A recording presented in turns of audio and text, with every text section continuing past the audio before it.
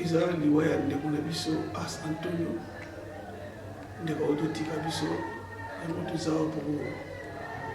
toza elongo na famille tosanganika na pasi ekoyeli biso basentiment nini oza nango komona ndeko kotika biso basentiment ezaka ya mawa basentiment ezaka vraiment ya mawa ndeko vraiment abelaki vraiment abeli et puis ya basentiment ezaka ya mawa eza pasi moto tuna kozalaki ensemble de temps en temps et moi koleka te fo mokutana 2 ou 3 fois et puis alokataka biso basuki mais vraiment esali pasi babi obundi nyonso otiaki énergie na o nyonso oti na suka me suka ndeko akei na baénergie nyonso otiaki wana omona nde tosali perte tokoma bon nyonso topesika na maboko ya nzambe nyonso topesika na maboko ya nzambe mais ya mutu ya kaka te ndeko asouffrir mais azalaki isolé te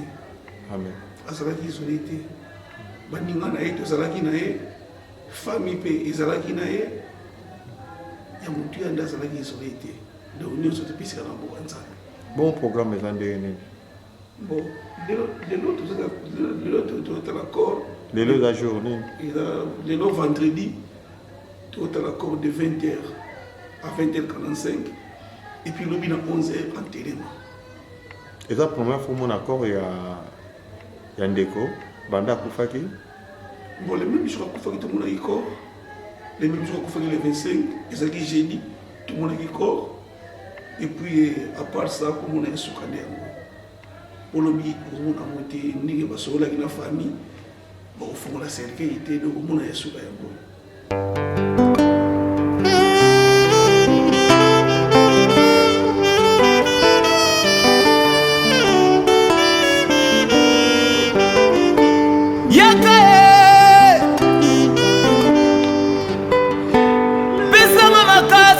malamu Yesu nazala koma masusu te na kobele lokola kombo na yo nazala koma masusu te Yesu na kobele na Yesu mopepe eleki makasi na banzela na ngai bebangombe eleki milai ya komata nakozanga te kobelela kombo na yo mpo nazwi yango fele na sekulusu kombo na yo Yesu na ngai epesaka makasi koma moko te epesameli biso koma moko te epesaka bana koma moko te epesaka elevation ya nanga belela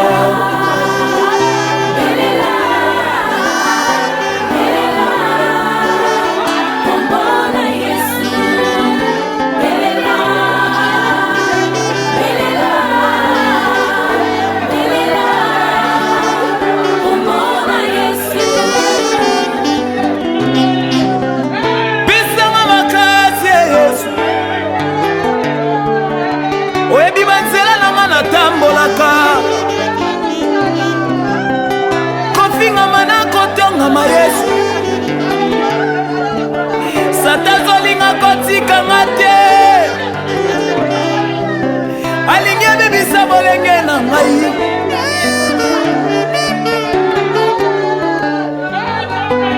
nabeleli yo yokela ngai ndenge moyi eyokelaka yo nabeleli yo yokelanga ye ndenge mai eyokelaka yo koma moko te epesameli biso koma moko te epesaka bana yaya nanga elela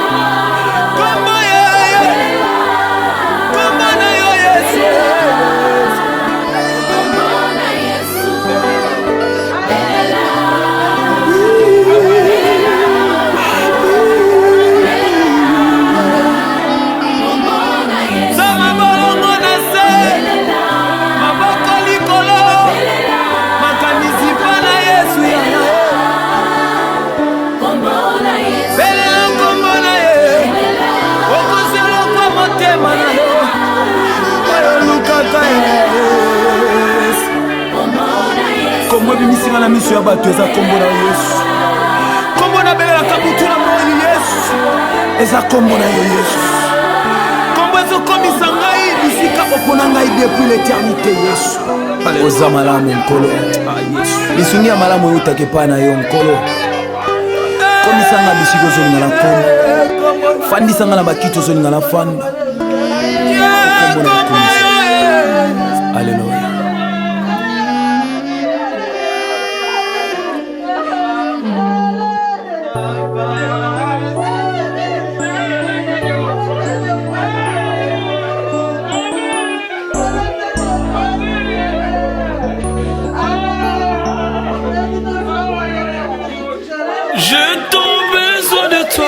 Seigneur, Jésus dans ma vie, j'ai envie de sentir ta présence, Seigneur, près de moi.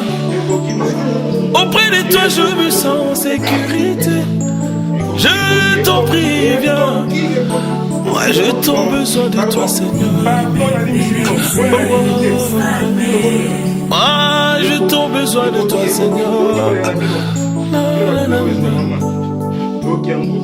La présence éclaire ma vie, rayonne tout mon être, inonde mon cœur, Seigneur, et ta présence, oh mon Dieu, dans l'amour du Père et la communion du Saint-Esprit, c'est du Saint-Esprit.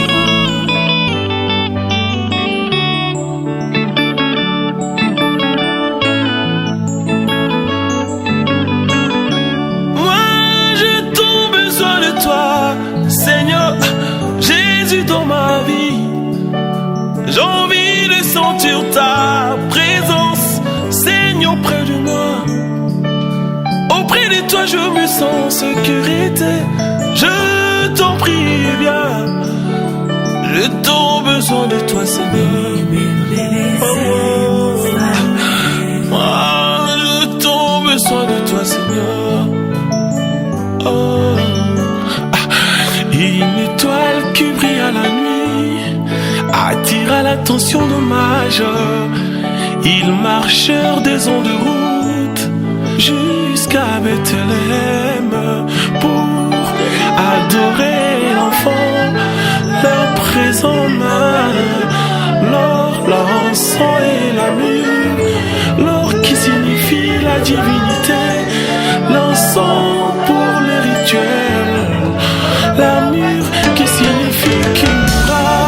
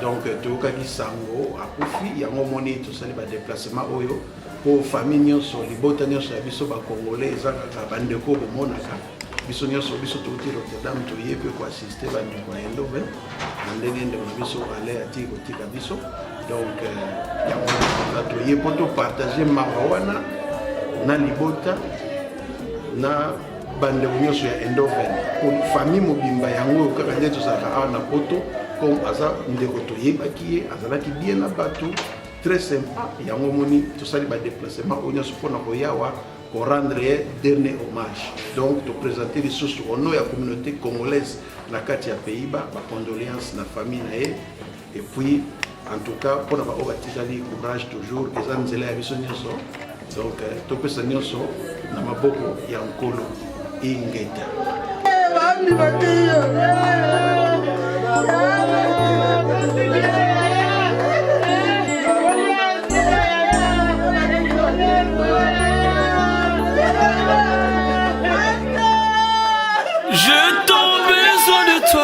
Seigneur, Jésus dans ma vie, j'ai envie de sentir ta présence, Seigneur, près de moi. Auprès de toi, je me sens en sécurité. Je t'en prie, viens. Ouais, je t'en besoin de toi, Seigneur. Oh, oh, oh. Ah, je t'en besoin de toi, Seigneur.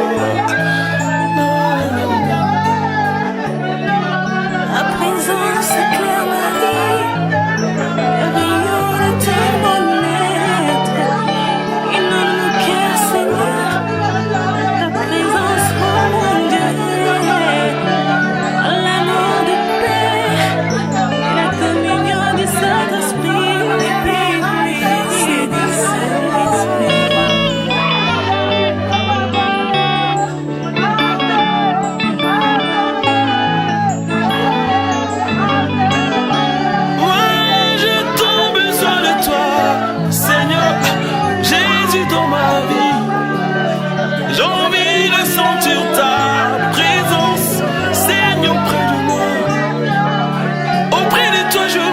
Sécurité, je t'en prie, viens. J'ai tant besoin de toi, Seigneur. J'ai tant besoin de toi, Seigneur. Une étoile qui brille à la nuit attira l'attention de mages. Ils marchèrent des ondes de route jusqu'à Bethléem pour adorer l'enfant, leur présent main, leur blanc sang et la lumière. Tozo na sango ya mawa toye ko assister kaka na matanga ya Jerusalem bongo na vai na France na Lille lokola sango ko ya kimantiki omona ye secrétaire na matanga pour faille mo yango tozali azande biso congolais donc famille mobimba yango tozali donc nakobaka baméconnaissance na famille mobimba nzambe apesa bango kimia epuis biso mpe totikali tomilengele toyeli mpe mokolo te nzambe ekamata ete vraiment yango ya likolo Kouta France, Koya a pour matanga. Ouais, non, t'es Lille. Donc c'est que et puis. Oui, oui, oui. Oui, bah qui est bien. Pour nga pina vendre pesa na dembauche. Ouais. Aux gens va souvenir au Tika et l'Angwende. Bon, parce que ça fait longtemps, tout le monde a dit quand même, c'est un garçon qui était très bien dans Batou, avec vivre dans Batou. Voilà. Merci beaucoup. Ok, bon. Merci. Ok, ça va. Ok, merci.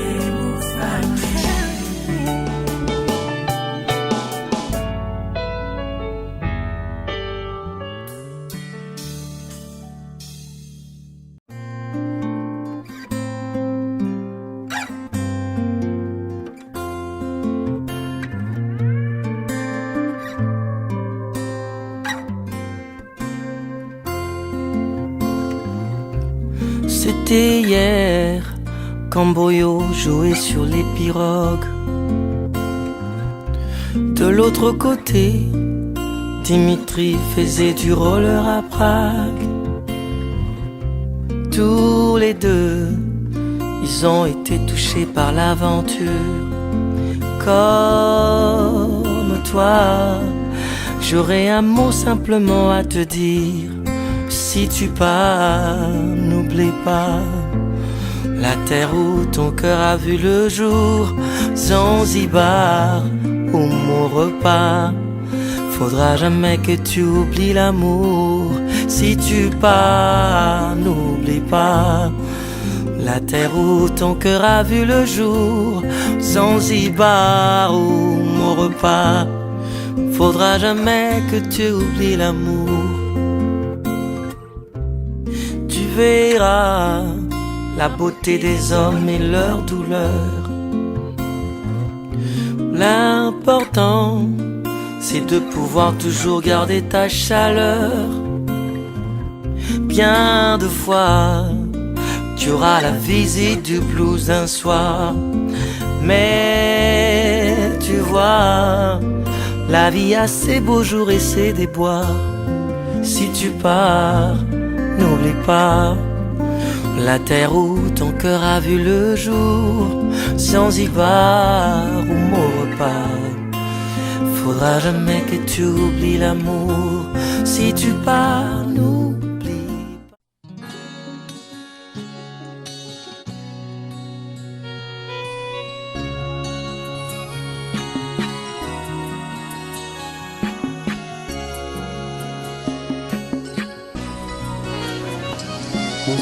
Musuidi shalana kushi mumibiyani tena byani lebukole shalana nipabwibi musuidi shalana kushi kumibiyani tena byani nebukole shalana nipabwibi babwi babwibi babwi babwibi babwi babwibi masia wa moyo wambichina byani nebukole shalana nipabwibi oh babwi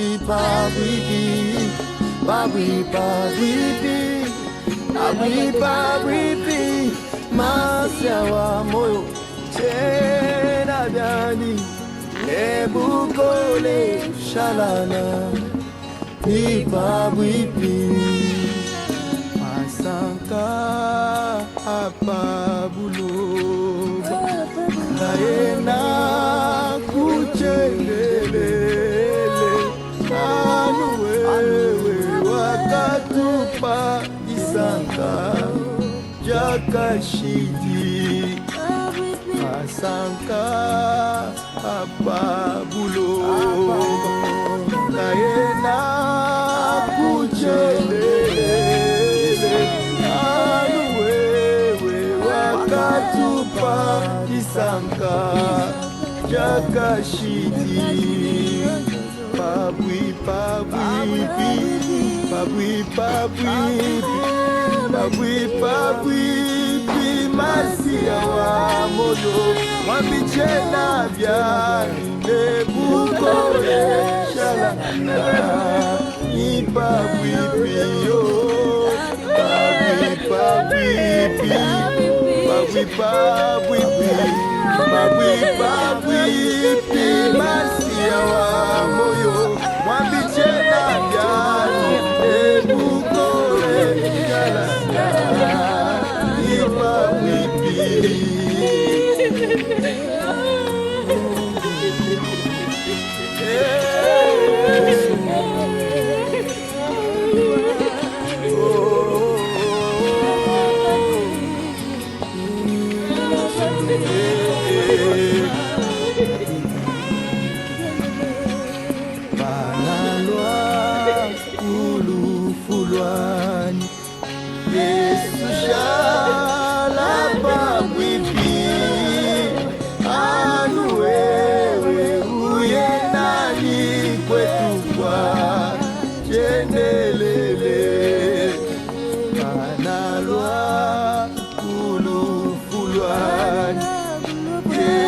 shalapa pipi anuwe uye nani kwekwa yeneleleo babwi babwi pi babwi babwi pi babwi babwi pi masia wa moyo mwambichena byani nebukole shalana ni babwi pi babwi babwi pi babwi babwi pi babwi babwi pi masia wa moyo mwambichena byani nebukole shalana ni babwi pi yo babwi babwi pi babwi babwi pi babwi babwi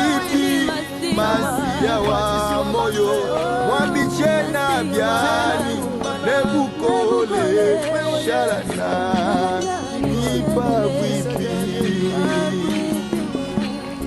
babwi pi na mwenzo shamalu babwi pi masia wa moyo mwambichena byani nebukole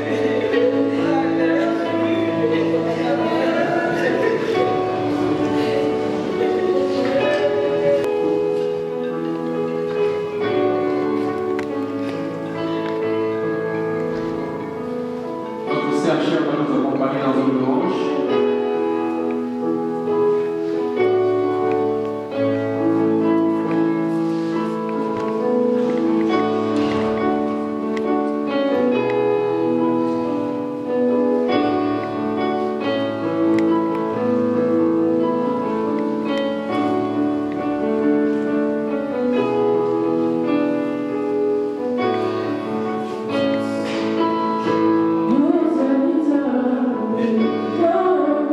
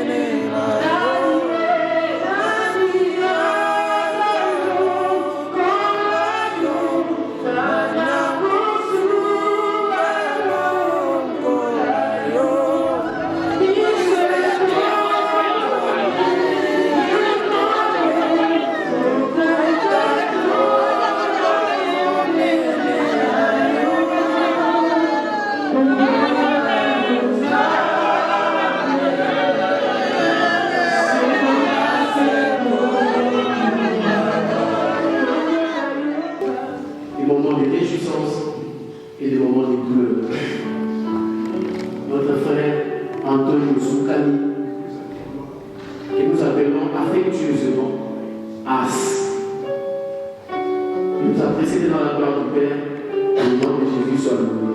Voilà pourquoi encore nous courons derrière les temps.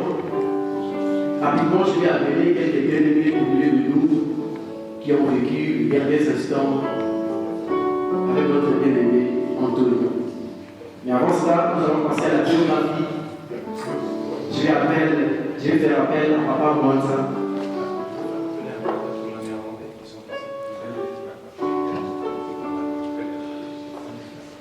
Il y a mon frère qui va faire l'interprétation en néerlandais pour permettre la facilité de l'audition à d'autres personnes ici. Ik sta hierbij om te vertalen voor zij die niet Frans kunnen begrijpen.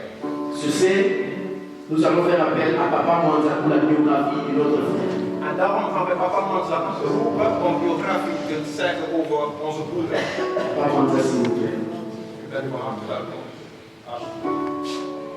Ensa mzamfuma Yesu Kristo, Yesu la magambo maseto, yeutwale mwana vela wakala ebutukawa ya mwolevu, mungu wa seni mwana vela. Amen. Amen. Zoals wij iedere keer zeggen, in alle omstandigheden moeten wij glorie geven aan de Heer. Papa Antonio Sukami atika biso mokolo le 25 octobre 2018. Het is God die toegestaan heeft of toegelaten heeft dat Antonio ons verlaat op 25 oktober. Na tila ya ruki mambango sima ya tango ya montre toza vraiment ba mingi ya kobate to pesa ka mwa briefing ya moke. Antonio Sukami ye azalaki nani. Omdat de tijd kort is, gaan wij nou even snel doorheen even uitleggen wie eigenlijk Antonio was. Antonio Sukami akotami na papa Edmond Kuyenga. Antonio's vader was papa Edmond Kuyenga. Na mama Mantimisa Rosaline. En zijn moeder heette Mantimisa Rosaline. Totali Antonio Sukami na libota ya tata Kuyenga. En als wij Antonio bekijken in zijn familie, hij was eigenlijk de oudste van al die kinderen.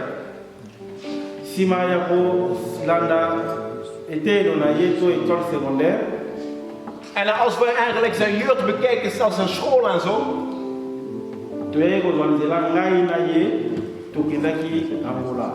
dus vanuit dat punt, we hebben besloten om naar Angola te gaan, vanaf zijn jeugd.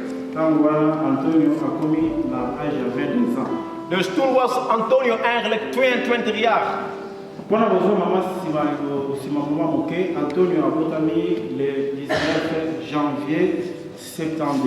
Om duidelijk te zijn, Antonio is geboren op 19 januari 1972. Antonio a 46 ans. Dus als wij goed kunnen berekenen, vandaag was hij 46 jaar. Tolongo Angola, ngai na tikiye, na ye Belgique. Dus wij hebben Angola verlaten, ik heb hem dan achtergelaten, ik kwam in België.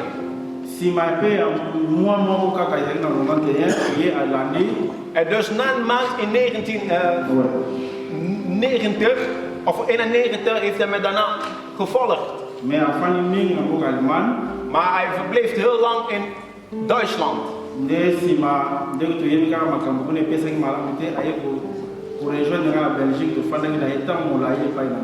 Dus bepaalde dingen zijn nu zo goed soepel verlopen in Duitsland, dus uiteindelijk is hij wel in België gekomen.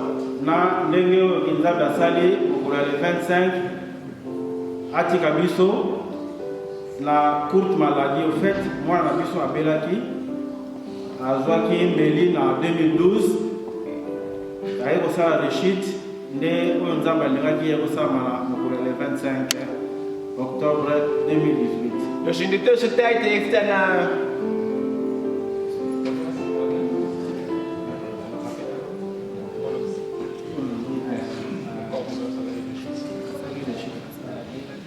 dus in de korte tijd was hij ziek geworden en daarna nog een keer ziek geweest.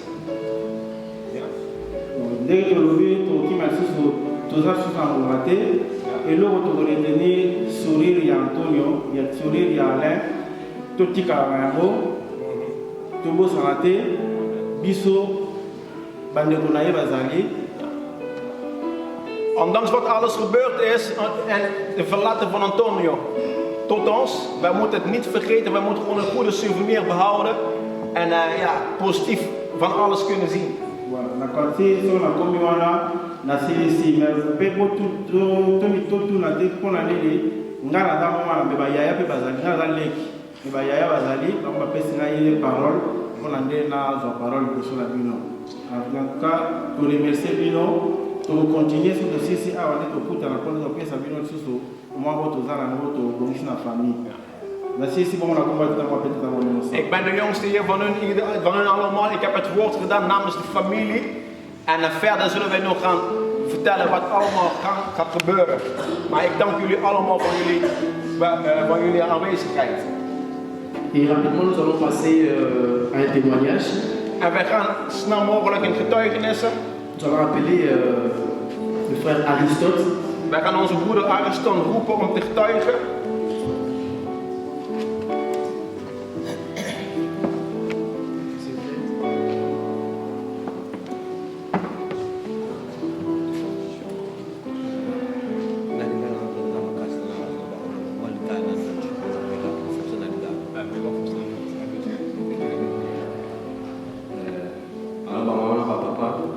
Goedemiddag, vader en moeders. Welkom naar Aristote. Mijn naam is Rustok.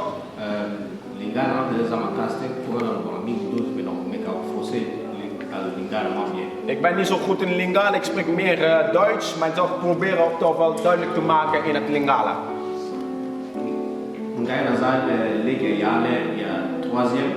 Dus ik ben zijn derde kleine broertje.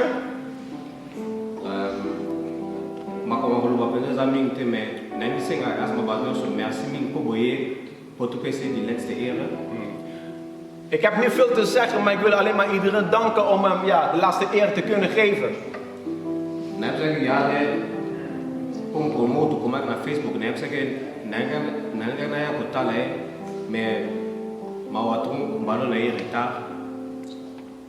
Ja, ik was van plan om hem te komen bezoeken zoals ik hem beloofd had, maar jammer genoeg, ik ben te laat gekomen.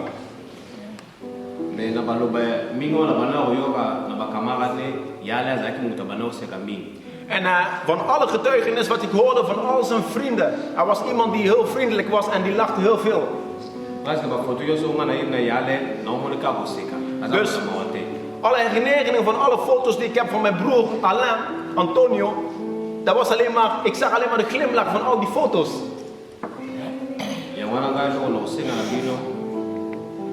Dus wat ik aan jullie ga vragen is,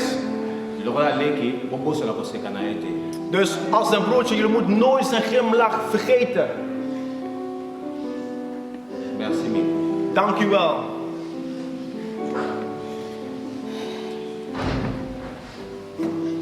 Amen. Un moment très émouvant. Het is een verdrietige moment. Un moment très fort. En een sterke moment. Que le Seigneur console et fortifie la famille.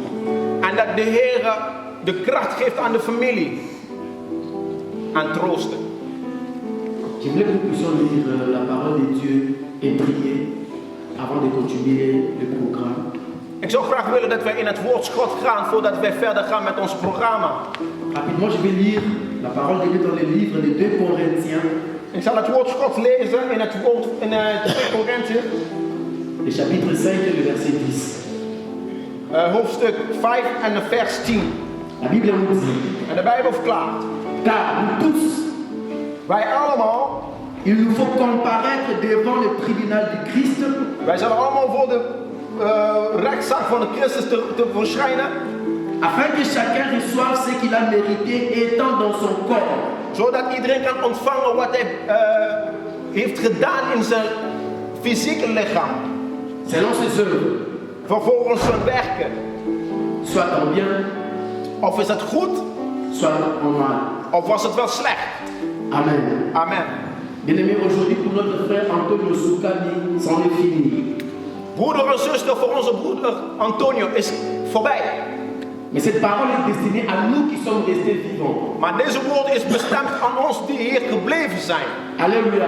Alléluia. Bien-aimés, sachons qu'un jour il y aura un tribunal dont chacun de nous rendra compte de ses œuvres. Moet beseffen en weten dat een dag dat een rechtszaak zal gaan komen voor jouw vruchten of voor jouw werking hier op aarde. Aimons-nous vivants. Dus houden we ons van elkaar terwijl dat we leven. Pendant que nous sommes ici-bas. Dus op het moment dat we leven moeten we van elkaar houden. N'attendons pas des moments pareils pour venir manifester notre amour, mais aimons-nous vivants. Dus op het moment dat we leven moeten we onze liefde aan elkaar tonen en niet wachten op het laatste moment wanneer het alles voorbij is. Amen. Amen. Avant d'écouter la parole que le Seigneur a disposée pour chacun de nous. Voordat wij dieper in het woord gaan, zodat wij weten wat de Heer voor ons bereid heeft. Conduis-nous de début jusqu'à la fin. Leid nous vanaf het begin tot het einde. Afin que, en ce moment difficile, zodat in deze moeilijkheden, que nous recevons quelque chose de ta part. Dat wij iets vanuit u kunnen ontvangen. Pour consoler les pères. Om de harten te troosten. Nos pères blessés. Onze harten die gewond zijn. Nous te disons merci Saint-Esprit pour ta présence. En wij danken u voor uw aanwezigheid, Heilige Geest God. Au nom de Jésus-Christ de Nazareth. In de naam van Jezus Christus van Nazareth. Amen. Amen. Alléluia. Alléluia. Alléluia.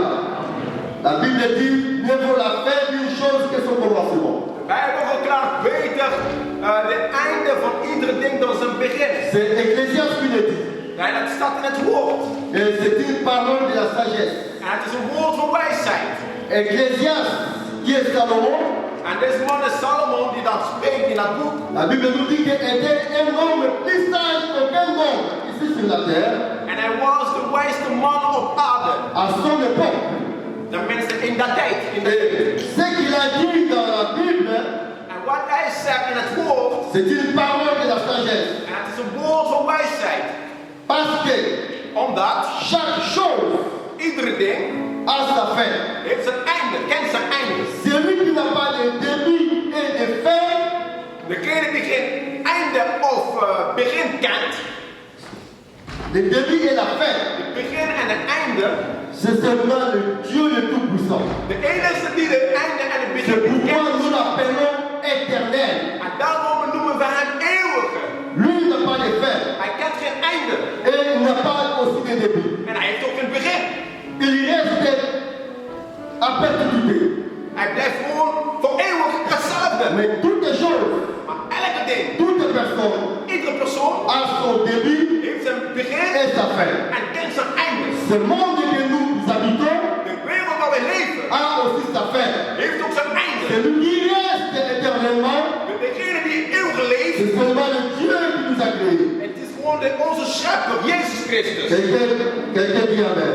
Zeg even amen. Quelqu'un dit Amen. Iemand zeg even amen. Bien-aimé. Oh broeder. Je voulais dire ceci. Ik wil eigenlijk dit zeggen. Dans ma vie. In het leven. Pendant notre temps de pèlerinage.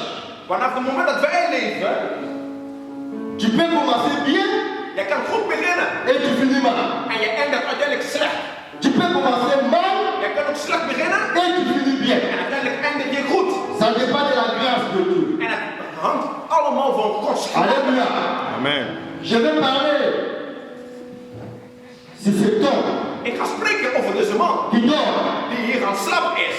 Alléluia. Alléluia. Nous savons qu'il ne nous fréquentait pas. En we weten dat hij niet echt met ons was. Donc, il ne fréquentait pas l'église. Niet de mensen, hij kwam niet eens in de kerk. Il n'était pas un frère à Christ. Hij was niet Christus, hij was geen gelovige. Alléluia. Amen. Il n'était pas dans l'environnement ou dans le milieu des frères ou des sœurs à Christ. Hij was dus niet in een omgeving van gelovigen. Peut-être quand il vivait, misschien wel toen hij leefde, on le méprisait. Misschien mensen achtervolgden Parce qu'il ne fréquentait pas l'église. omdat hij niet gelovig was. Mais laisse-moi te dire, bien-aimé, Ik wil je iets zeggen. la Bible dit, De Bijbel verklaart. mieux vaut la fin d'une chose que son commencement. Beter het begin van iedere ding dan zijn einde. Nous avons vécu en ces dernières heures. Beter het einde van iedere ding dan zijn begin. Nous, geleefd zijn einde van zijn tijd. par la faveur de Dieu, Door Gods genade hebben ze zijn einde meegemaakt. nous avons vécu ensemble les dernières quelques personnes.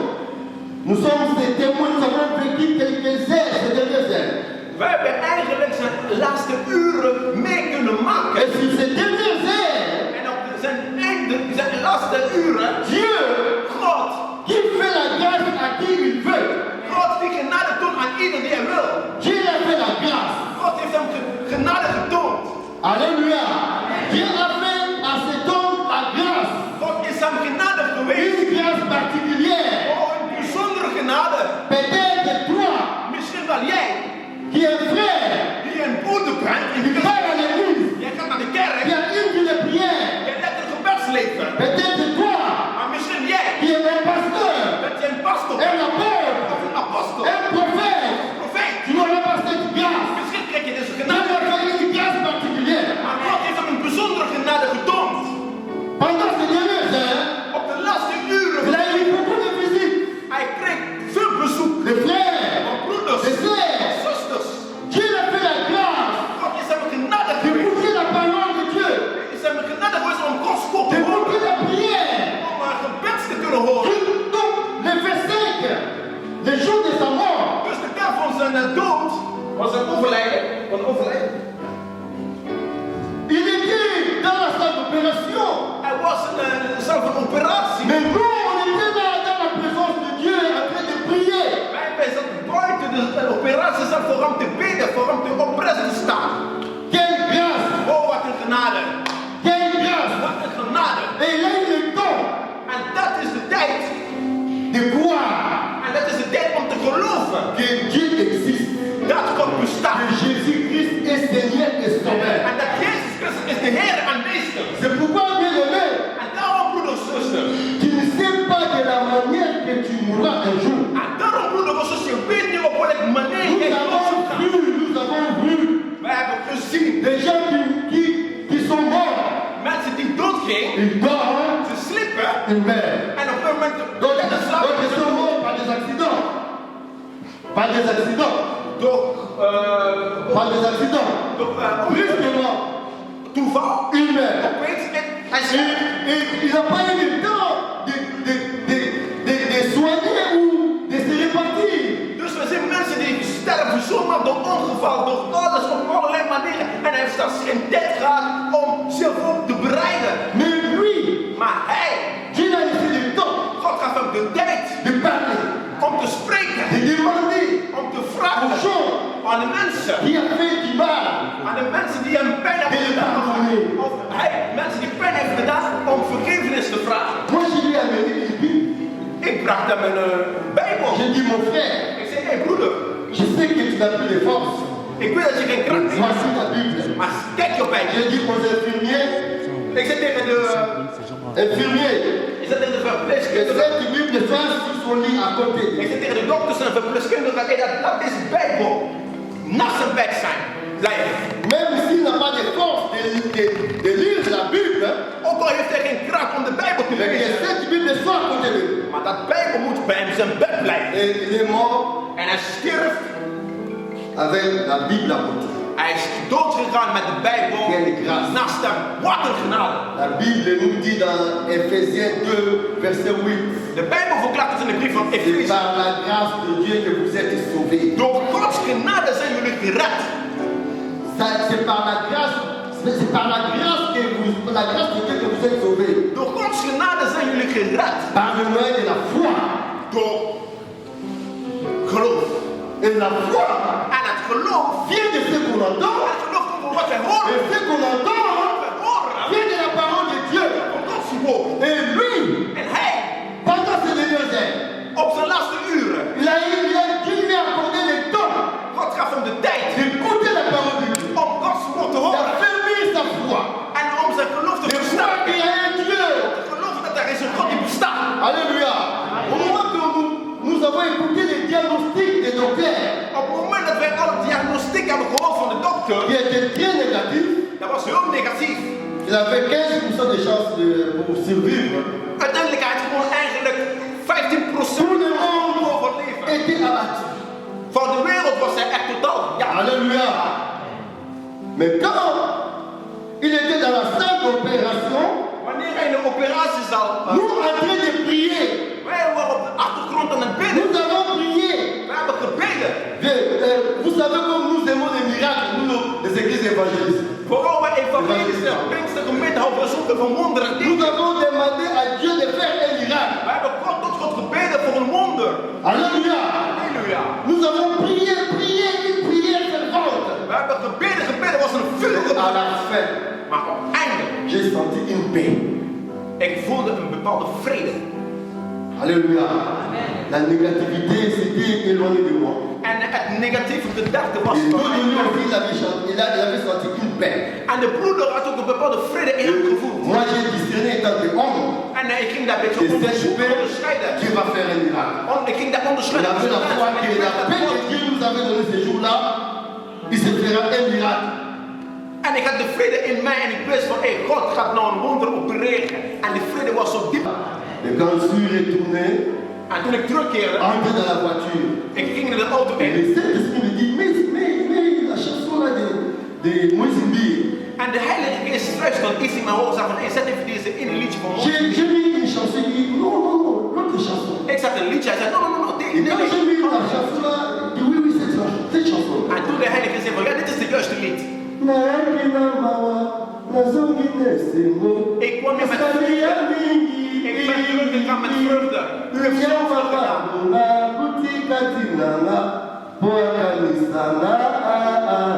En er is een rijkszaak gekomen.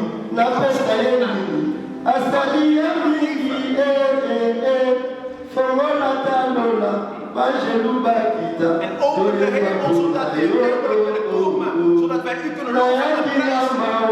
Ik kwam weer met verdriet, maar nu ga ik terug met vreugde.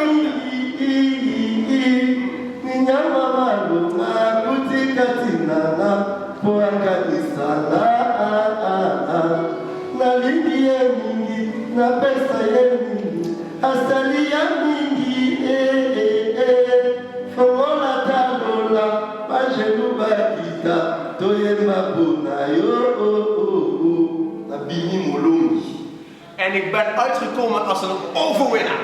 Il était vainqueur. Hij was een overwinnaar. Parce que Dieu l'a fait la grâce. Omdat God hem genadig is geweest. Il avait accordé le temps de se repentir. En God gaat hem de tijd om zich te bekeren.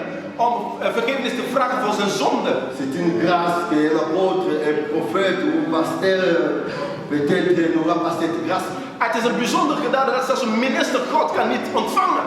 C'est pourquoi bien aimé. En daarom broeder en zuster. Pour terminer. Om te eindigen. Je voulais donner un verset à 1 Jean 2 à partir du 15e verset. Ik wou een Bijbeltekst geven van 1 Johannes. Je vais être bref. 1 tot 15 vers. Je vais être bref. La convoitise de la chair. Ik zal even kort zijn en duidelijk zijn. La convoitise des yeux. Het begeren van het vlees. Het begeren van het vlees. Het begeren van ogen. En hoogmoed van het leven. Ne vient pas du Père. Dat komt niet van de Vader. Ne vient du monde. Maar dat komt van de wereld. Le monde passe et sa convoitise. En de wereld gaat voorbij en ook zijn begeerte. C'est lui. Maar degene die fait la volonté du Père. En de wil van God doet. Demeure éternellement. Oh, blijft voor eeuwig leven. Alléluia. Faire la volonté du Père. De wil van God doen. Tu vas demeurer éternellement. Je zult voor eeuwig leven. Tout ce que nous trouvons dans ce monde. Want alles we vinden hier op aarde. Oh, gaat voorbij. Et ses frères. En deze broeder. Dans ces dernières minutes. In zijn laatste minuut. Avant de s'endormir. Voordat hij ging slapen. Dieu a fait la grâce. God ging hem genade tonen. God werd hem genade. Il ne faut pas mépriser les gens. Daarom, broeder en zuster, je moet mensen niet achtervolgen. Quand il est encore vivant. Wanneer jij nog leeft. Car tu peux commencer bien. Want je kan goed beginnen. En je eindigt slecht. Et peut-être l'autre est là. En misschien degene. Die est un brigand. Die een boef is. Comme les jours là haut de Golgotha. Zoals die daar op de Golgotha. C'est lui qui était brigand. Hij was een boef. Il était à côté de mon voisin. Hij was bij mijn goede buurman. Il a cru. Hij geloofde. Celui-là c'était mon voisin. Oh, dezegene is een goede buurman. Celui-là il peut me bénir. Oh, degene kan me zegenen. Alléluia. Alléluia. Il a dit je crois. En hij zei ik geloof. Tu es le fils du Seigneur. Ik geloof dat u de zoon van de levende God bent. Tu es saint. Je bent heilig. Un brigand. Een boef. Mais pendant, avant de mourir, maar voordat hij ging dood, le voisin a dit, aujourd'hui même, en de buurman zei, pas demain, aujourd'hui même, tu seras avec moi dans le royaume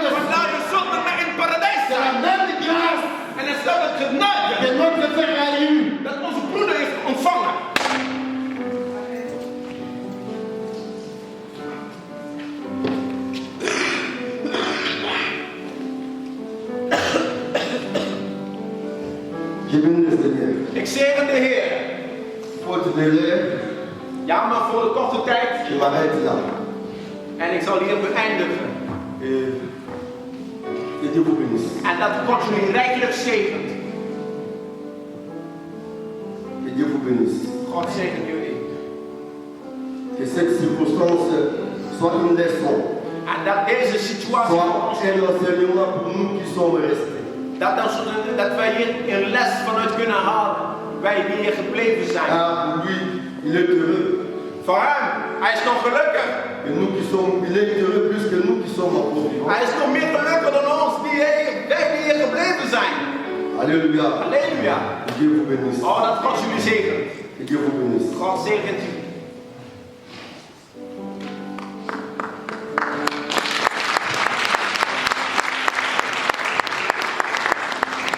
Nous acclamons encore une fois de plus pour la parole de Dieu. Et rapidement, avant la mise en terre de notre bien-aimé Antonio, je vais demander à tout un chacun de nous ik zal aan iedereen vragen de se tenir debout. Om op te staan. Nous allons tenir debout pour rendre un dernier hommage. Wij zullen even opstaan om hem te begroeten. Pour ceux qui le pourront, nous allons passer à tour de rôle. Pendant que la sœur va nous entonner un cantique, nous allons passer à tour de rôle. Les protocoles vont nous conduire banc par banc et nous allons passer par ordre et rendre un dernier hommage à notre bien-aimé. De zuster gaat ons leiden met een geweldige lied. En ondertussen gaan we allemaal rij voor rij begeleid door de ushers. En dat alles in orde verloopt, zodat wij onze broeder de laatste dag kunnen geven. Tenons-nous debout s'il vous plaît. Laat ons even opstaan. In de naam van Jezus.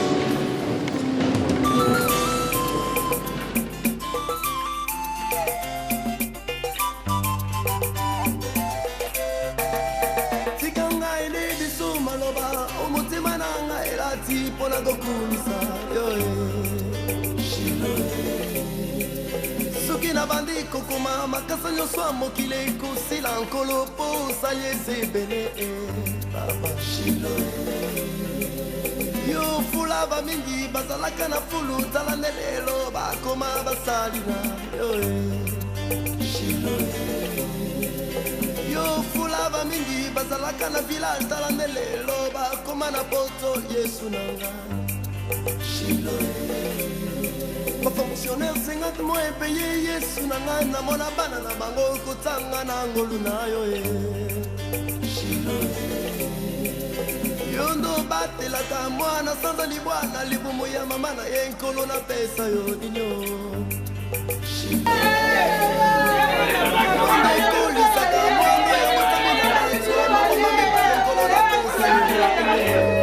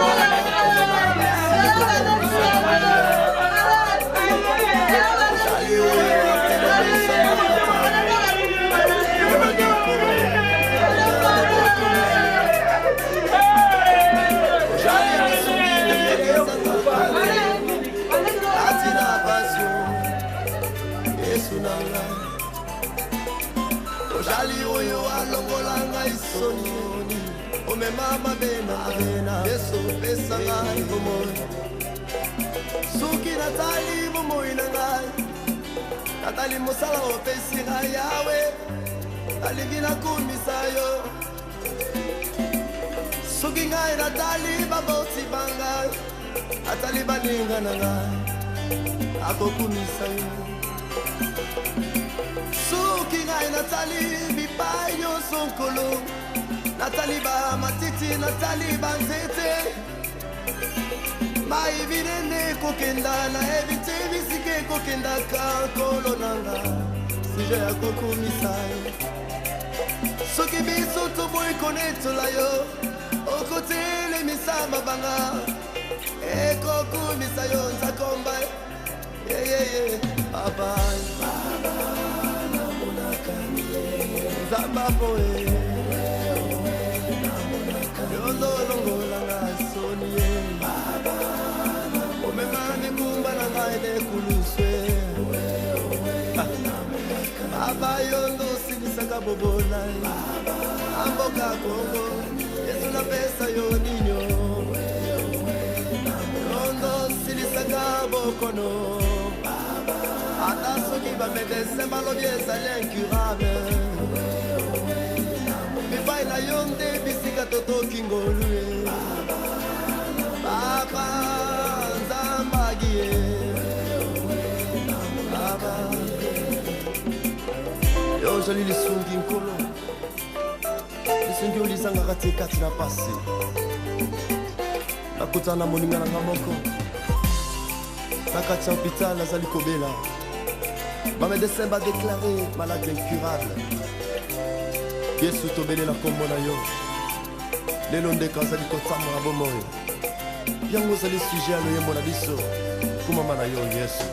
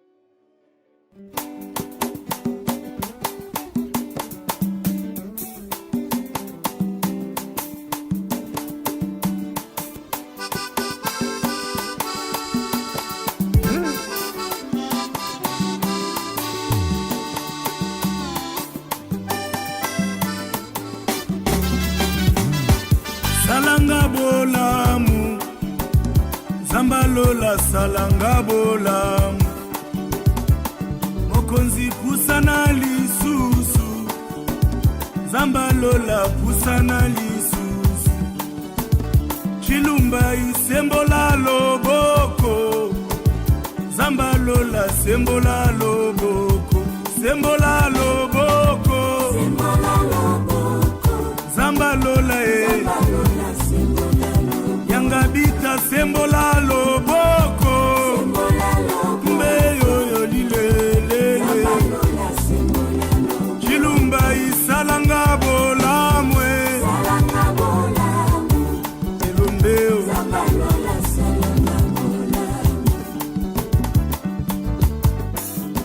naye epai na yo yesu nzambe na mawa mokonzi ya milimo ya bato ozali ekuke ya kokotela nzela ya kotambola yesu loyembo balongi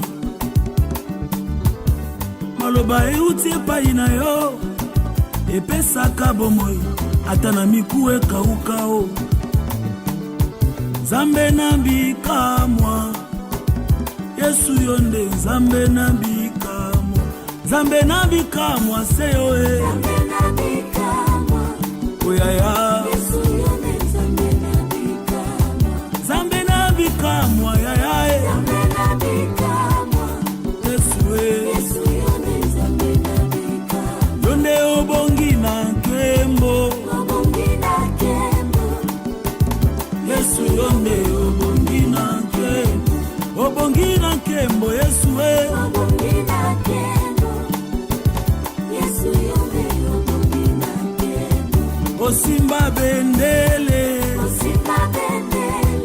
Yesu e Yesu yonde osimba bendele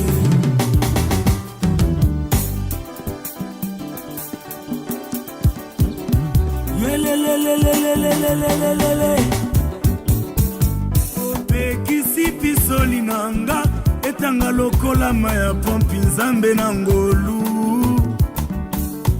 otie mundelu na bomoi na ngai oyo Satana katisa jamais osopeli ngai esengo na vie c'est pourquoi kumama lisusu Nzambe alola kumama lisusu soit encore tombwama lisusu Nzambe alola tombwama lisusu tombwama lisusu yawe tombwama lisusu Nzambe alola tombwama lisusu Yesu yambanga lisusu yambanga lisusu Nzambe alola yambanga lisusu nanga mayele talanga lisusu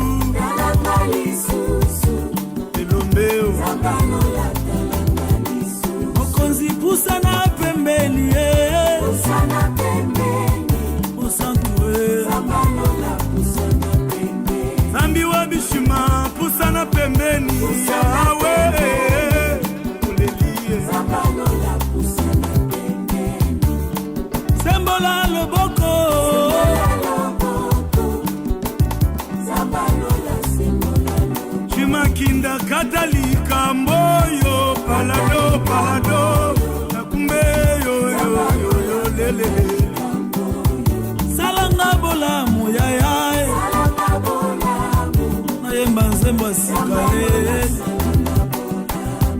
sala sala sala ye salanga bolamu Nzambe alola salanga bolamu aka aka aka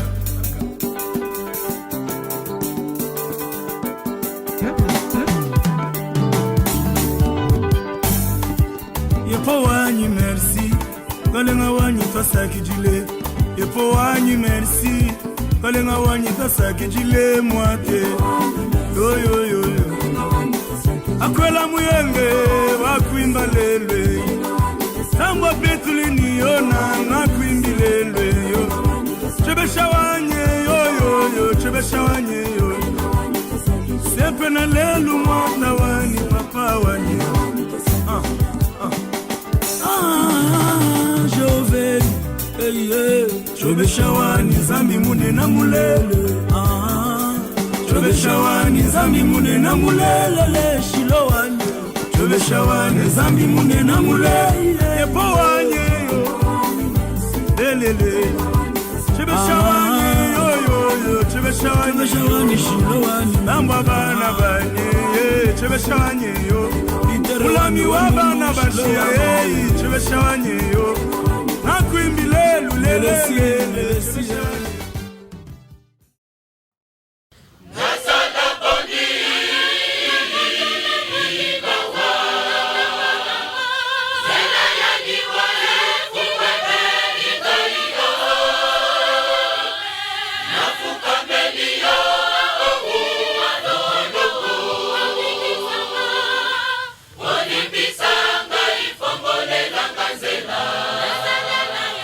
Otika na malamu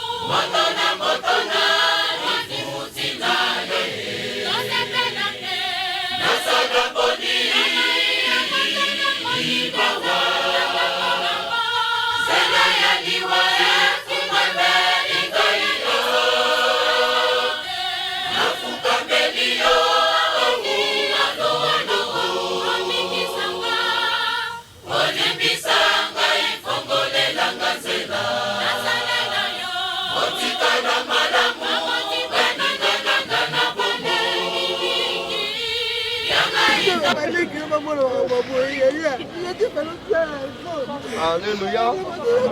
Alléluia. Amen. Alléluia. Laten we even rustig blijven. Évangéliste Michel. Evangelist Michel. On fait la prière. Zal voor jullie even bidden, zal bidden. On a cérémonie et enterrement. Voor deze ceremonie, voor deze begrafenis. On a dit prière, na na alléluia, pe na amen. Dus wij volgen gebed met halleluja en amen.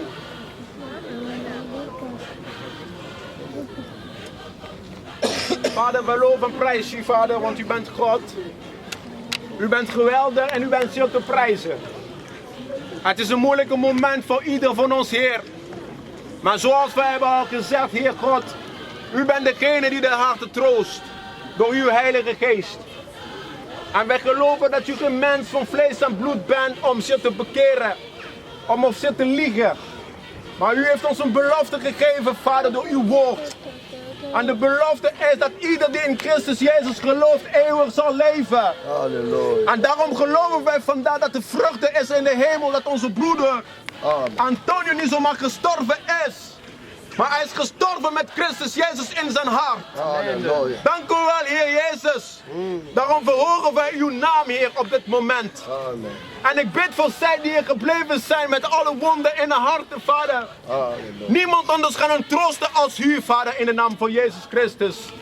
Het is geen afscheid die wij nemen, Vader, want het afscheid is onmenselijk. Amen. Maar het is gewoon een simpel gedachte dat we kunnen zeggen. Amen. Want wij geloven zij die in Christus Jezus zijn, niet doodgaan, maar leven tot in eeuwigheid. En wij weten dat de verhaal van Lazarus, Vader, u zei dat Lazarus niet dood is, maar Lazarus slaapt. En ze geloven wij dat deze broeder is vandaag als Lazarus, die slaapt en is niet dood. Dank u wel, Heere God. Jusqu'à ce que tu retournes dans la terre, totdat jij de aarde weer terugkeert, d'où tu as été pris, waar je vandaan komt. Car tu es poussière, want je bent stof, et tu retourneras dans la poussière. Jij bent stof en je zult weer stof terugkeren. Je bénis Père céleste.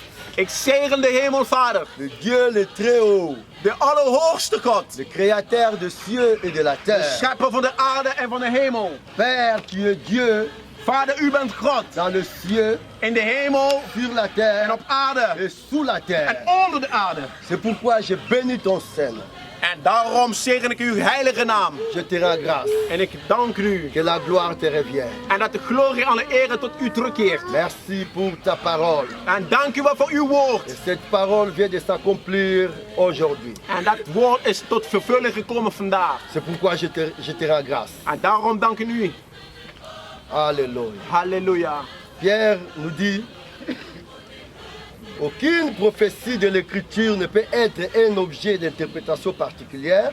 Bij Petrus zegt tegen ons dat er eigenlijk geen profetie die zomaar kan uitkomen. Car ce n'est pas par une volonté d'un homme. Want het is niet door de wil van een mens. Que la prophétie a jamais été apportée. En dat de profetie nooit is uitgekomen. Mais c'est poussé par le Saint-Esprit que les hommes saints ont parlé de la part de Dieu. En het is geleid door de Heilige Geest dat de heiligen of de gelovigen hebben vanuit God kunnen spreken. Alléluia. Alléluia. Donc nous interprétons pas selon nous, mais selon la Bible. Maar wij doen niet te vertalen volgens onze eigen wil, maar volgens de wil van God. Et nous savons l'histoire bien aimée que nous sommes tirés de la terre. En we weten allemaal dat wij vanuit de stof van de aarde komen. Et Dieu a dit en God zei que nous retournerons dans la terre parce que nous avions péché.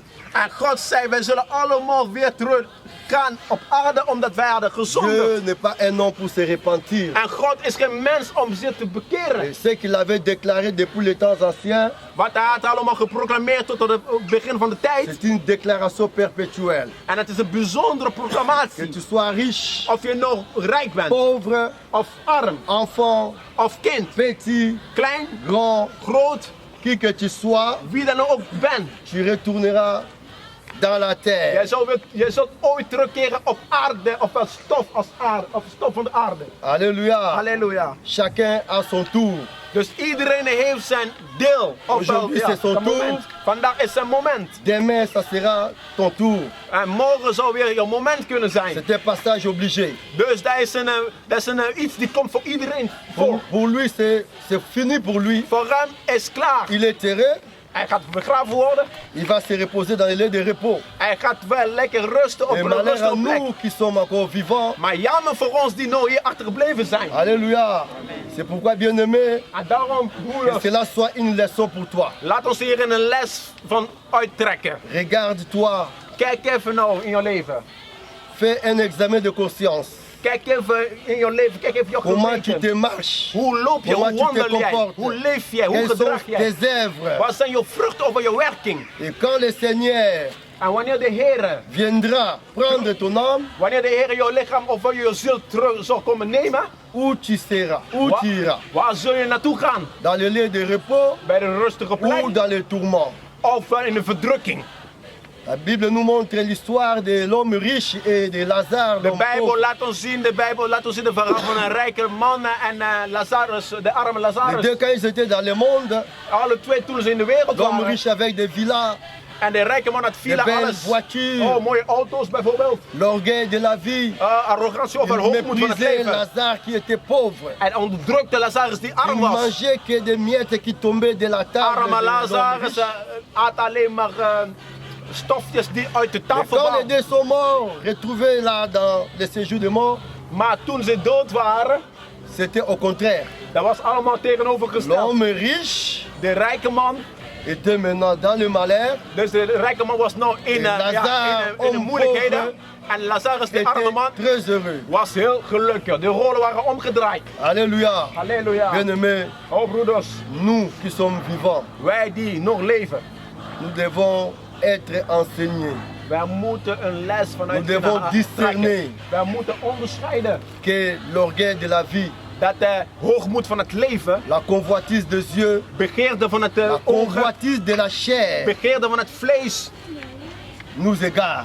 oh dat brengt ons, dat zet ons uit de pad, Nous uit de devons weg. être dans le Seigneur Wij moeten zeer keren in de Heer, pour que nous soyons heureux, zodat wij gelukkig kunnen zijn. que nous soyons à côté du Seigneur Dat wij naast de Heer moeten zijn dans les derniers jours. op de laatste moment. Comme notre frère a dit, Zoals onze broeder zei, toute chose a sa fin.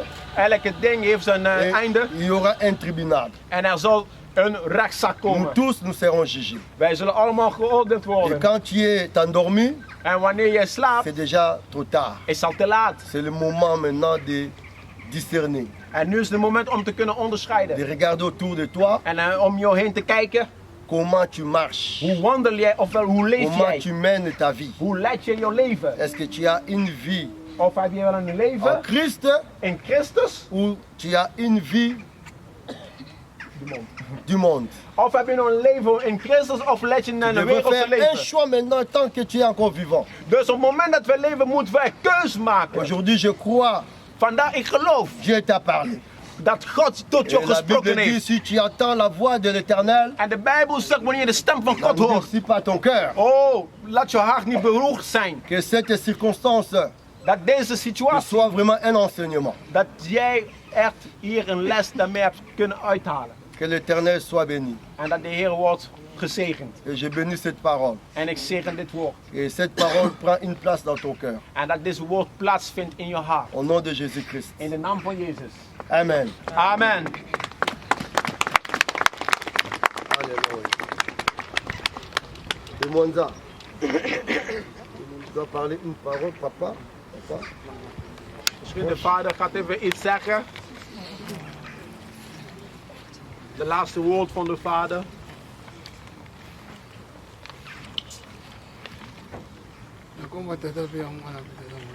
In de naam van de Vader, de Zoon en de Heilige Geest.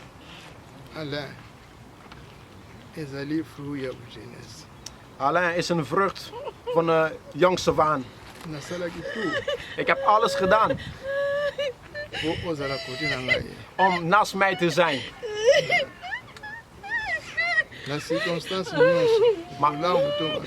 Maar in alle omstandigheden, slecht of goed.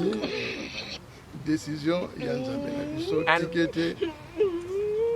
nzambe tata nzambe mwana tata molimo santo ayamba molimo na yo.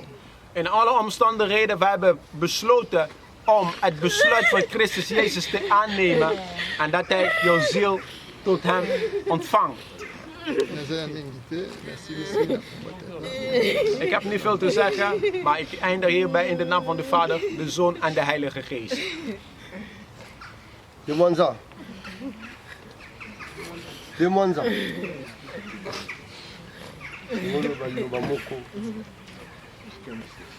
Alain. Alain, Antonio, Alain zoals wij weten. Je hebt mij nooit eigenlijk genoemd Om. Master. Jij noemde me altijd hey, vriend, Matti of vriend. Ja. Broer.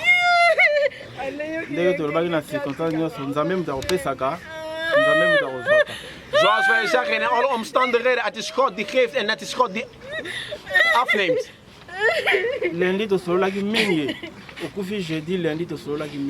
Jij bent donderdag gestorven, maar maandag hebben we heel veel gesproken.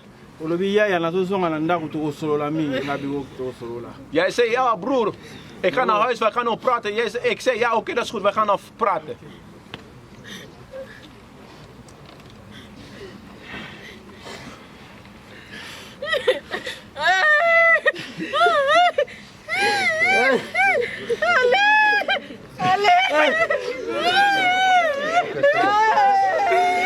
Alléluia. Amen.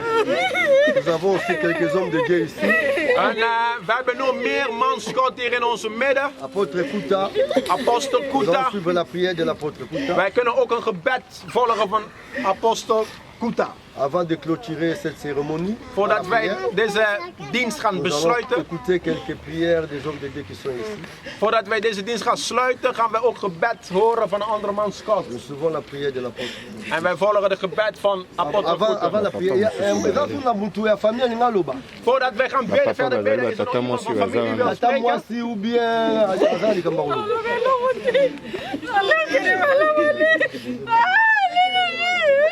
baleki na ye bazali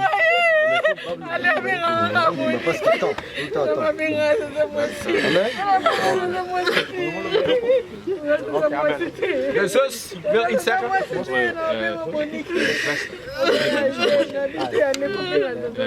De zus wil iets zeggen. Dat is de zusje van Antonio, Alain. Die willen we iets kort zeggen.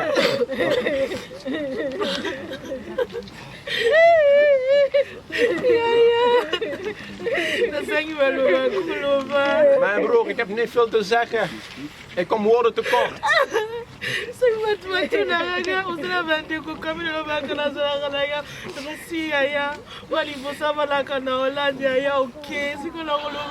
Mensen vragen me altijd, heb je broers? Ja, ik heb altijd broers. Ja, eentje woont in Nederland. Maar nu, wat moet ik zeggen tegen de mensen?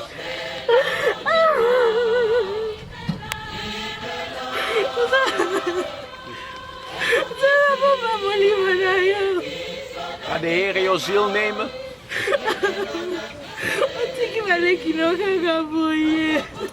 Je hebt jouw broers en zusjes zo verlaten.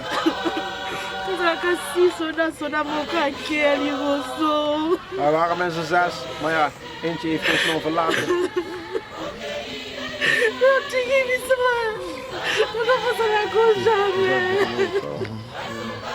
Nous passons la prière. Ik bid tot de levende God.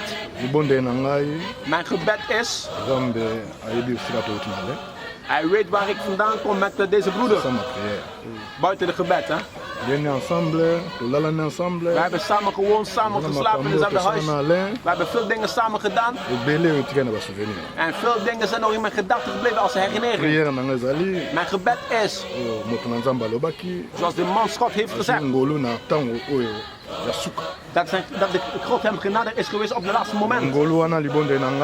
En dat is mijn gebed, dat genade is mijn gebed. En die God die trouw is. Hij zegt zelfs in de laatste van de tijden als je in hem gelooft. Hij zal jouw ziel nemen. En mijn gebed is God. Dat God zijn ziel neemt. En dat hij de familie troost. En al die vrienden in de naam van Jezus. Amen. Dat is mijn gebed. Amen. Pasteur Milito. Pasteur Milito zou ook nog gaan bidden.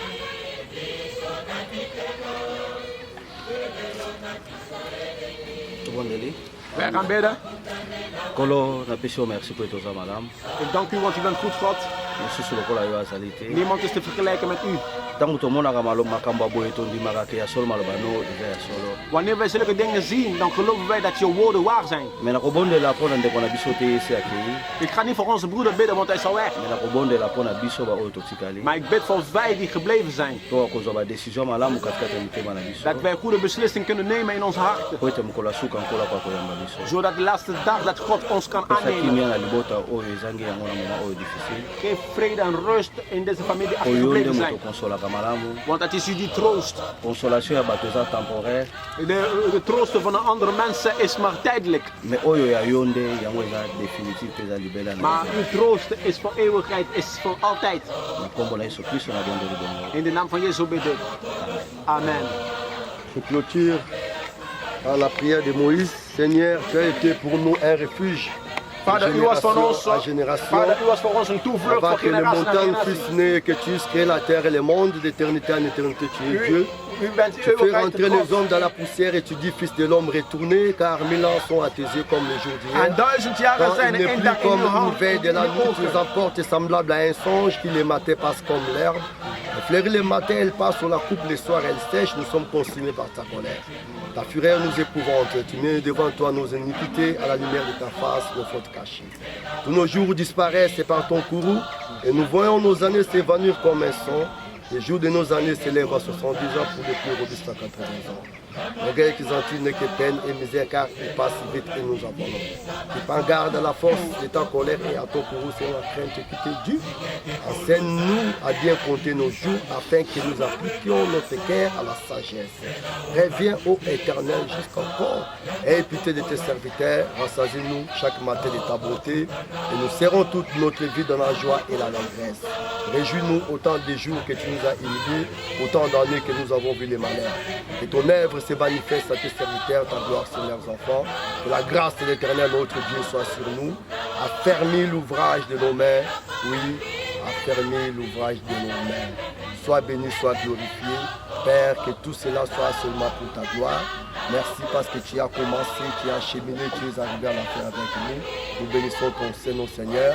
Nous laissons tout entre tes saintes bonnes mains. Père, tout ce qui est entre tes mains, il peut le ravir. Père, nous scellons tout par le pouvoir que tu nous as donné les clés de fermer et d'ouvrir. Père, ce que nous avons déclaré, ce que nous avons prié, Père, que personne, aucun sorcier, aucun occultiste, aucun magicien, Père, ne puisse l'ouvrir. Dans le nom puissant de Jésus. Père, sois béni, sois glorifié. Merci pour tout, merci pour ta paix, merci pour ta gloire. Au nom de Jésus-Christ Nazareth. Amen. Amen.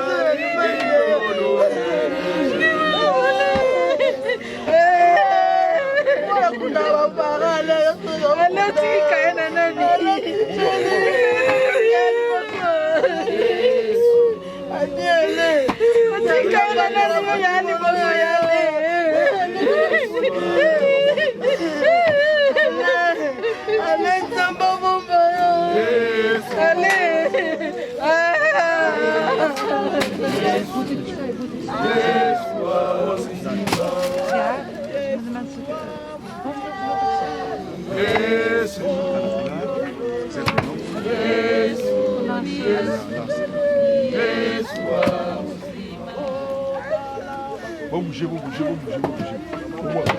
Alléluia, amen. Excusez papa pour le dérangement, le sentiment ni nous allons ndengo utotika leki na yo boy. Ndenge na lobate séparation moko presque. Moni zanzela biso nyonso. Ninga koloba ntuka eza te, mais que Dieu garde son âme, que son âme soit en paix, donc repose en paix. Ndenge totiki ye biso bato mokili nde po tolinga tomeka toyeba ndenge tokovivre mabe malamu ndenge toyei kolingana mpe awa eza pa ya bawei toyei kotika bango mingi koloba ete émotion eza makasi oyo azalaki motu na ngai donc impression nini oza nango par rapport ya ndenge ekotika ndeko na yo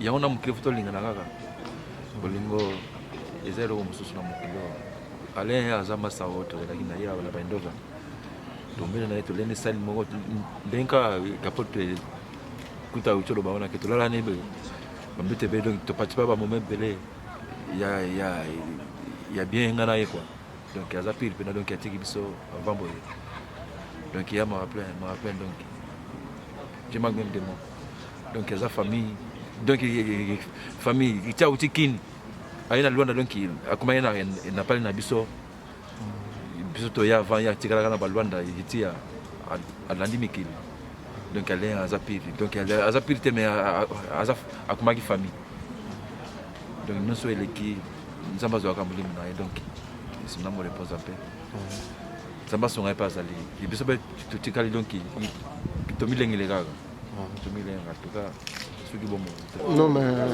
il y a un problème que j'ai douloureux la situation est bien que na ko perdre ndeko oyo bozalaki na ye vraiment malamu na moment oyo ezalaka eloko moko tosatandaka nango te malgré eza mystère ya nzambe mais moto asatandaka na liwa te moto mpe azalaka na esengo nango te yango moni vraiment eza moment moko eza douloureux mpona biso nyonso yango moni vraiment biso nyonso tosangani bato mosusu baote mosika baye parce que eza moment oyo ezalaka ya mpasi kati na mitema bato mais yango topesaka kaka nzambe merci malgré eza mpasi mais topesaka nzambe merci parce que ye nde moto azali mokeli ya bakeli donc ye moto azwaka ye moto apesaka donc biso toza na défense moko te devant la mort donc nzambe kaka azwa lokumu journée ya lelo. Merci beaucoup. 3w.bomoko.mboka. To continue micro baladère. Shalom. Ouais, shalom papa. Basentiment ni boza na ngonde boye kotika ndeko na bino. Ya bon, toza na passe mais parce que quand on a besoin de coller la photo, surtout dans la monde, va na ye. Donc promo parce que sur là qui na ye. Mais que donc que son âme repose en paix. Zamba za mulimo na kimya mimi olobeza te nakokata biso. Shalom. Basentiment nini boza nango? Il y a émotion kaka, c'est un frère, jeune frère. Bon, comme on a papa et qui m'a dit, ça fait longtemps avant d'aller dans Abima, mais quand on a sango qui est jeune frère, on a fait des Indoven qui a tiki a et sentiment de émotion, il y a vraiment de partager ensemble. Donc voilà. Bon, sentiment de moko que zali moment moko ya passe ya douleur. Tokumisika nzambe po ye moka lobi na liloba na ye tokumisa ye na toutes circonstances. Alors tokumisi ye na moment oyo lokumu ezonga kaka pa na ye po ye nde azali mokeli apesaki mpe azwi.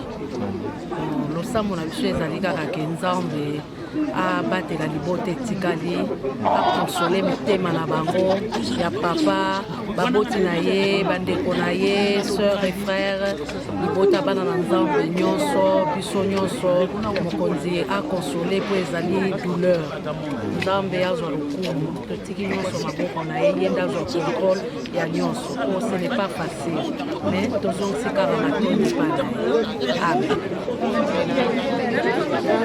Mkone ya suka leo sakisaka mafuta na biso na utika ndeko makeli. Basentiment nini boza nango na koya kotika leki na bino mwa na bino na moko na ye asuka eza moka trop surtout ngai mpenza ngai nayebaki ye donc tokoli na place moko tokoli na place moko epuis awa na poto tofali ntango na ye nayebaki na 91 zilumani minute tile toza na ye tozala na kaka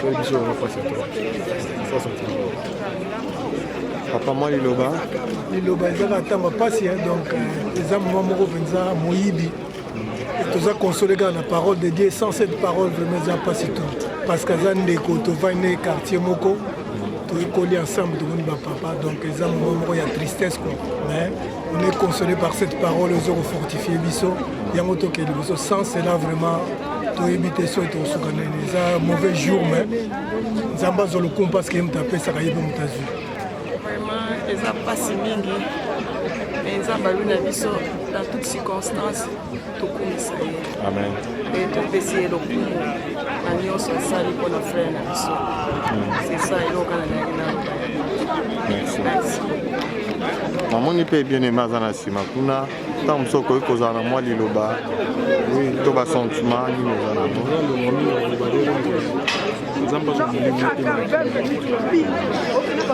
merci 3xw.bomoko ya mboka tokontinue microbaladere na biso ezalaki mokolo ya suka oyo toyaki kotika ndeko na biso namoni bamama mpe bazali awa mbote mama mwa liloba sentiment nini oza nango nakoya kotika mwana na bino na mokolo na ye asuka vraiment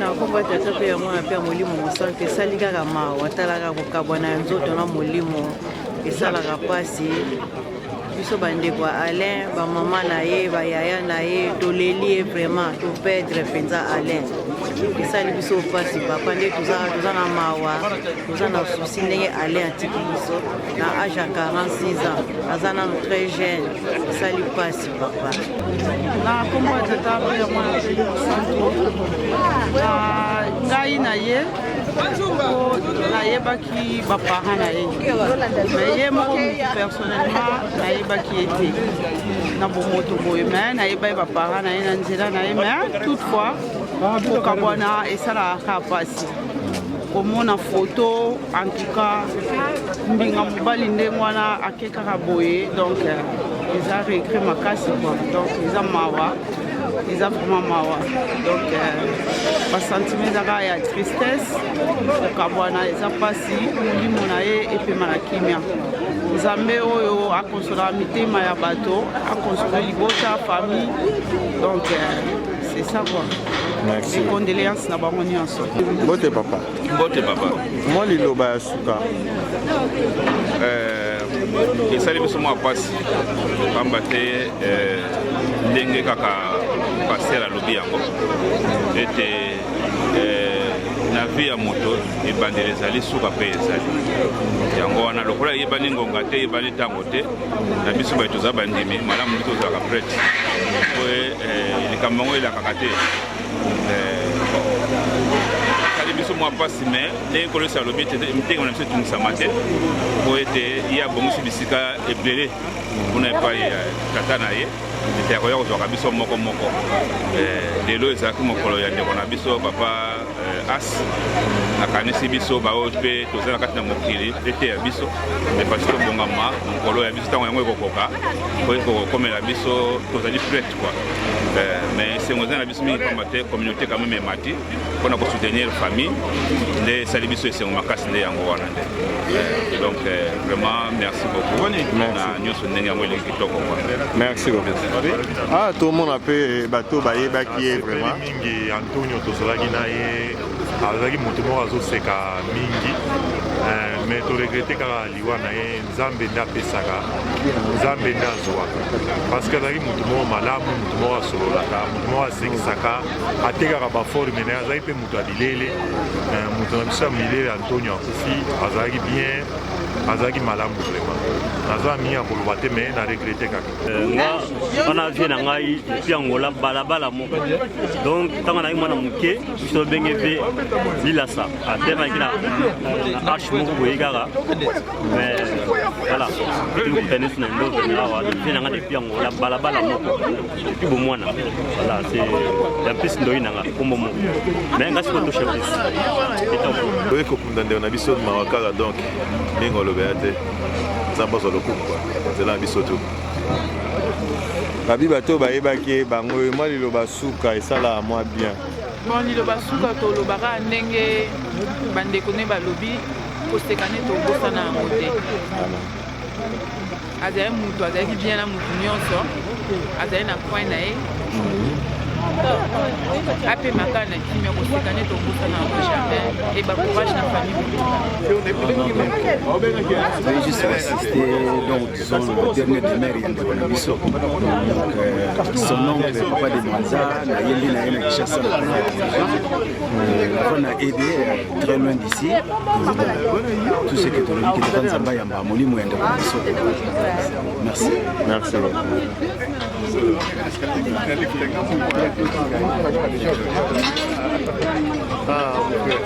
Moi les lobats babi pas là propre monta bilamba balela ke na bilamba Antonio Asi yo mutu na biso ti tozalaka tango molai tobanda kala depuis mo yebi kaka sikoyo ekomi ketango ke yo oyane sikoyo bon je suis tokoleka nzela moi mais yo ke avant trop tozana ige tokotala yo la dernière salutation Nzambe abatela yo mpo okei ozala na pe ozala na kimia tala ndenge famille ekotala yo ndenge tolingaki yo ndenge osalaki mutama te biso mpe toye kotala yo lokola ende malamu tofanda na biso na Belgique toyaki awa mpona ndeko na biso azongisi molimo epai ya Nzambe yango toza na mawa mingi vraiment ya makasi mpenza moye te mpona ndeko atiki biso trop jeune mais tozali kosenga na bafamille na ye etout donc biso surtout la vie continue Nzambe abatela molimo na ye mpe na kimia vraiment en tout cas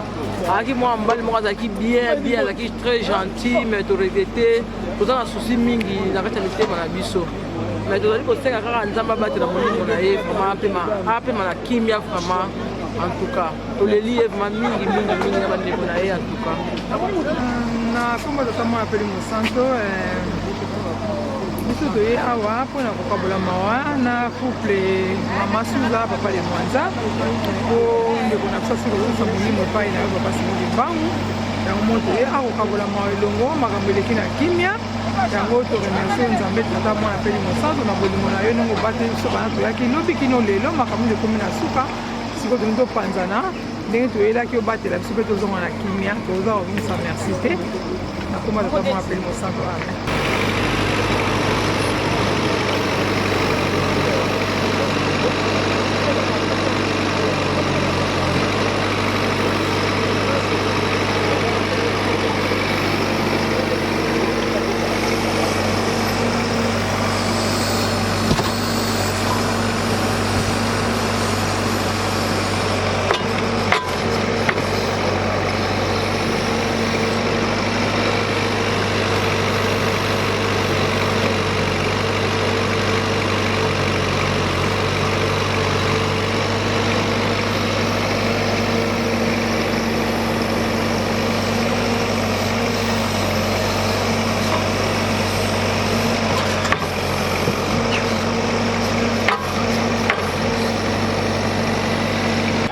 nana basouvenir ebele ya Anse tozo wana obenge Anse ala camarade ya mutu nyonso ya Yaya ya Leki akipata solza mutu nyonso eza vraiment passe dans kozanga Anse ntango naza liputa fiançailles nanga naota kolata ngo ane passé mutu apesa ifale kuta neo naota kobota ya otala bebe mais ayesenga losolaki ne na août abaki akoya kotala mwana mais aye te nango kaka presque ke Anse akufi mais basentiment ezaki elekala komona Anse jamais kosilika namona Anse asekaka mingi asolizaka mutu tu en plus na kati ya endoveni parmi ya bagarso ya endoveni oyo soki oye outi wapi oza le bienvenu epa na ye na ndako na ye partout aolakisa banzela aomemona bakilakisa banzela esika ezalaka oyo bamairie na biso basala makambo boye azalaki vraiment yaya azalaki yaya azalaki papa azalaki camarade mpo na biso aza kobenge otuni ali Anse amoni yoka naoki afuna mpo mama ya bino magi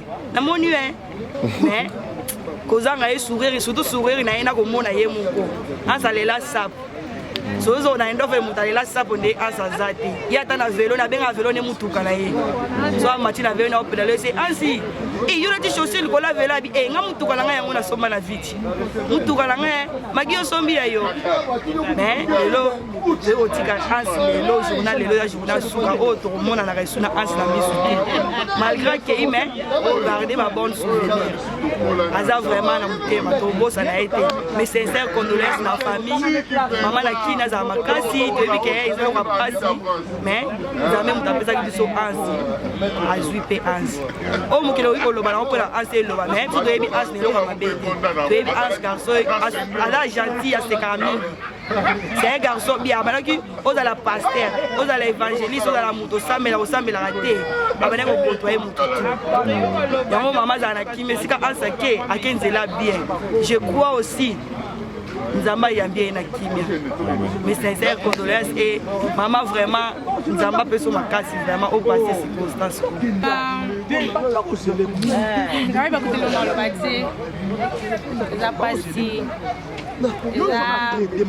La perte de Moutoumou Brazaki, moyen